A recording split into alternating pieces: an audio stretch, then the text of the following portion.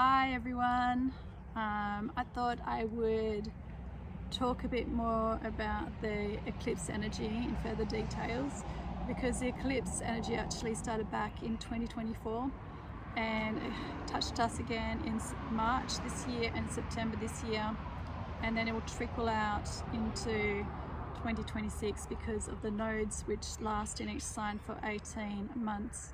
And so you have to think back, what energy, what theme started out and played out in September, October of last year, 2024, and then that same theme would have hit us again in March this year, twice, on I think the 13th and the 29th, and also in September on the 7th and the 21st. So it's the same thing playing out with slight little different variances. I've used Virgo as my template today. Virgo ascendants were hit in their first house 4 times, in their 7th house 4 times, and in their 8th house as well. So that was, I have drawn the eclipses here, and you can see there's a strong correlation of these energies, very high, impacting Virgo in their first house, which it represents yourself, your body, your character that you portray to the outside world, and also your 7th house, which is marriages, open enemies, business partnerships, themes along those lines, and then the 8th house, which is death and letting go, and psychology. So that first March eclipse was, sorry, I'm being bitten here. Australia, mosquitoes, love them. So, oh, there's one floating around me. That March the 13th eclipse was, I would say, it had Saturn conjunct the Sun, so I would say it felt a bit more karmic.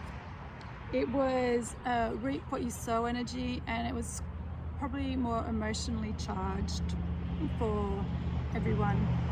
And then with the March 29th, the solar eclipse, that was like a new beginnings energy, but then Mercury was in retrograde, and it was conjunct Venus, and it was in a wide conjunction to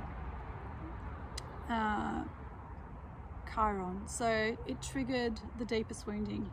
So what's a deep wounding that we picked up in childhood, that was triggered. So with Virgo, it would have been an interaction with somebody that you had probably from the past, and that person or you yourself wouldn't have been acting in the same way.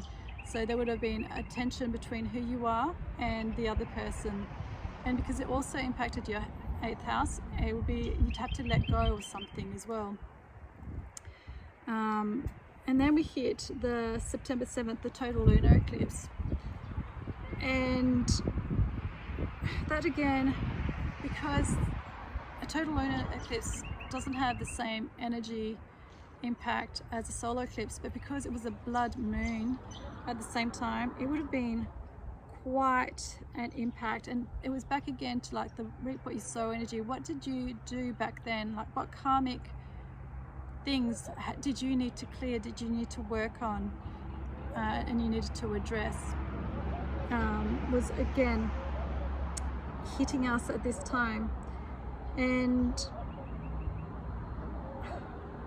we had Nessus in the mix, and Nessus was also going in retrograde. So in each of these eclipse periods, a Nessus is like a minor planet or asteroid in shamanic astrology, represents betrayal, abuse, and deceit.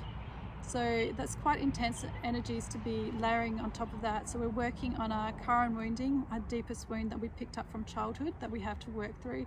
And then on top layered, what deceits and betrayals are happening around us that we need to be aware of or work on.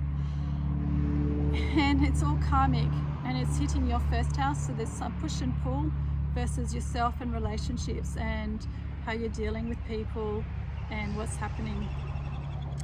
And then on the 21st, there was a partial solar eclipse, and its endings and its new beginnings again. And so what are you ending and what are you starting out fresh? Where are you going from now? On top of that, the poor Virgo ascendants, and why I picked them is because, well, there's the Chiron return. Yes.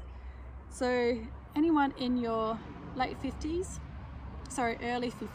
would have had the additional energies of that greatest wounding really impacting you.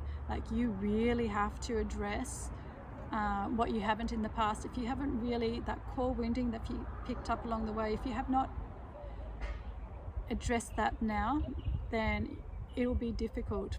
So you have that additional layer on top, because yes, you'd have Chiron. Oh gosh, okay. So anyway, yes, you'd have to address that. In addition, Virgo ascendants, the Virgos in their late 20s to early 30s, you have your Saturn return.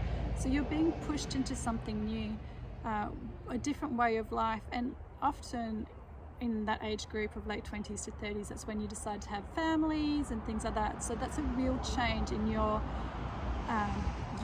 right? Your personality and how you relate to others. Are you getting married? Things like that, right? And you might have to let go of something of who you were to step into this new role that you might be doing.